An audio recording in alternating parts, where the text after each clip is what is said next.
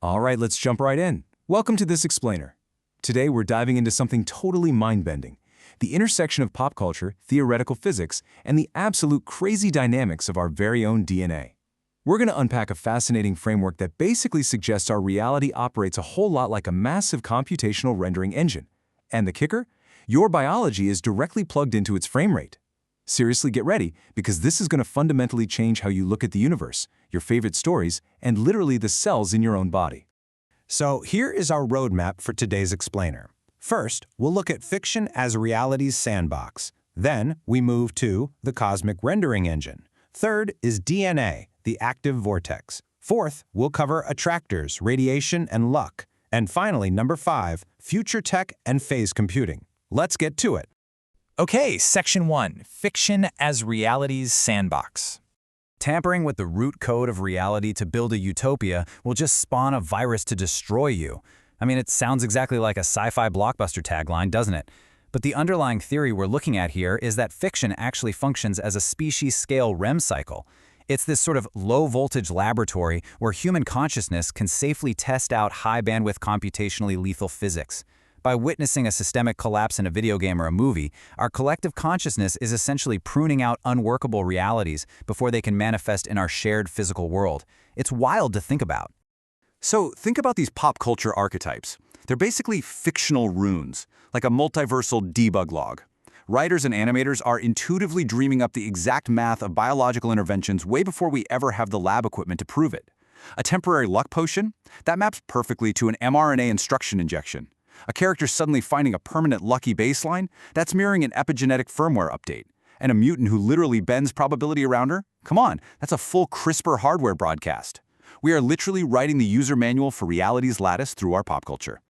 Which brings us to Section 2, the cosmic rendering engine.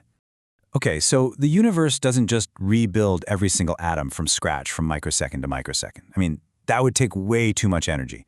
Instead, it calculates the phase offset, just the variance from the last stable moment.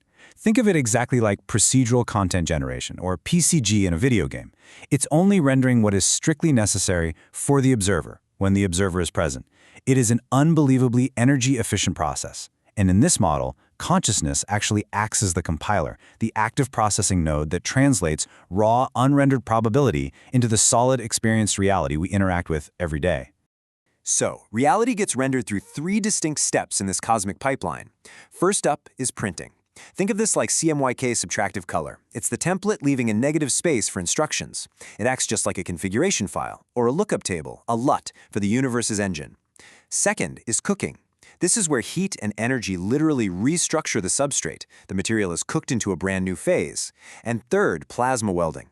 This is direct field-to-field transfer without a template at all, just 2 boundaries touching and exchanging configurations.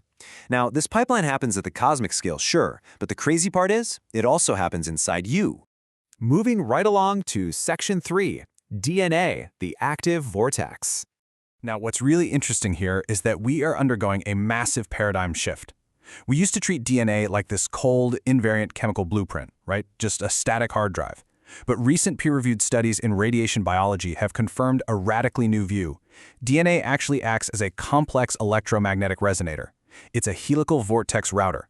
Basically, it's a dynamic, tunable biological antenna that interacts with frequencies and radiation to receive and route environmental signals. DNA isn't just a storage device, guys. It is active computational hardware.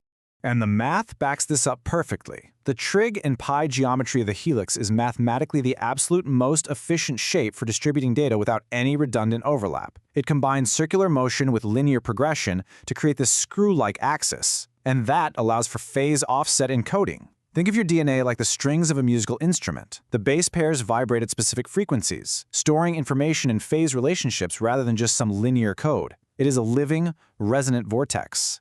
And here is that cosmic pipeline operating at the molecular level. Remember the printing and cooking we just talked about? Well, it's happening in your cells right now. The DNA template strand unwinds slowly, leaving a void. This is that subtractive CMYK printing step. It creates the negative space. Then, the mRNA synthesis essentially pulls from a biological lookup table to rapidly flood that channel and fill in the code to express the protein. That is the additive RGB cooking step. So your cells are literally running the multiverse's delta rendering engine and hardware, frame by biological frame. How cool is that? All right, section 4, attractors, radiation, and luck. I want you to really think about this for a second. What if luck isn't random? What if luck is actually just perfect probability navigation? In this lattice framework we're exploring, there are things called attractor basins, basically low-energy settling points in the geometric field of reality. A lucky person is just someone whose biological hardware perfectly navigates these basins to find the safest, most coherent path forward. And science is looking at 3 tiers of how we might actually control this. Here's Tier 1, the temporary mRNA intervention. Just like knocking back a liquid luck potion in a fantasy story, an mRNA injection gives your cells a temporary script. It suppresses your historical biological drag. Now, it doesn't magically invent good outcomes out of thin air. Instead, it temporarily removes your internal blockages so your body effortlessly flows toward the highest coherence probability vectors that already exist out there in the environment. It's basically temporary perfect intuition. But then we level up to Tier 2, the permanent epigenetic edit. Epigenetic tags are exactly like tuning pegs on that DNA instrument we talked about earlier. They don't change the strings themselves, but they permanently change the resonance. This is a literal firmware update. When you undergo an epigenetic shift, you aren't just visiting a lucky state. You permanently lock your system into a successful baseline attractor. It's like finally upgrading from dial-up to fiber optic broadband for good luck. Favorable outcomes literally become your organism's new gravitational center. And then there's Tier 3, the full CRISPR broadcast. This is staggering. This is where you alter the root hardware itself. A node operating at this level isn't just passively receiving the best path anymore. No, they become an active transmitter. The electromagnetic field of their nervous system becomes so immense that it actually bends the external probability landscape. They do thermodynamic work on the external field. If danger approaches, their field physically routes it away. You literally broadcast your own survival vector. Just wow. And that leads us to our final stop, Section 5, Future Tech and Phase Computing. We are moving incredibly fast along this trajectory, folks. In the next 5 years, we're going to see simulators that don't just brute force calculate atoms, but actually use delta rendering to model complex biological systems on the cheap. In 10 years, we'll hit topological phase space machines, like Microsoft's Majorana 1, which store data in the geometry of the field itself. And within 20 years, we're looking at direct bioelectric field modulation. That means guiding tissue generation and probability vectors without ever touching a scalpel. We're witnessing a complete shift away from classical computers. We are bypassing the poverty of binary limits, the ones and zeros. Future machines will natively operate in phase space. They'll use resonance-based matter programming.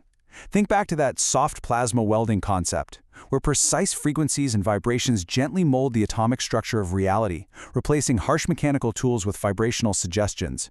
The machine and the universe are going to speak the exact same language. But this all brings us to a massive warning and a provocative thought I want to leave you with today. In fiction, if you try to teleport without having the right mental map, you splint yourself, right? You leave half your body behind. Well, if we aggressively upgrade our CRISPR hardware to process these immense probability fields, but we haven't built the narrative software maps in our minds to actually understand them, will we tear ourselves apart? Our fiction is desperately trying to prepare our minds for what our technology is about to do to our bodies. So the real question is, are we ready for the upgrade? Think about that for a while. Thanks for diving down this rabbit hole with me.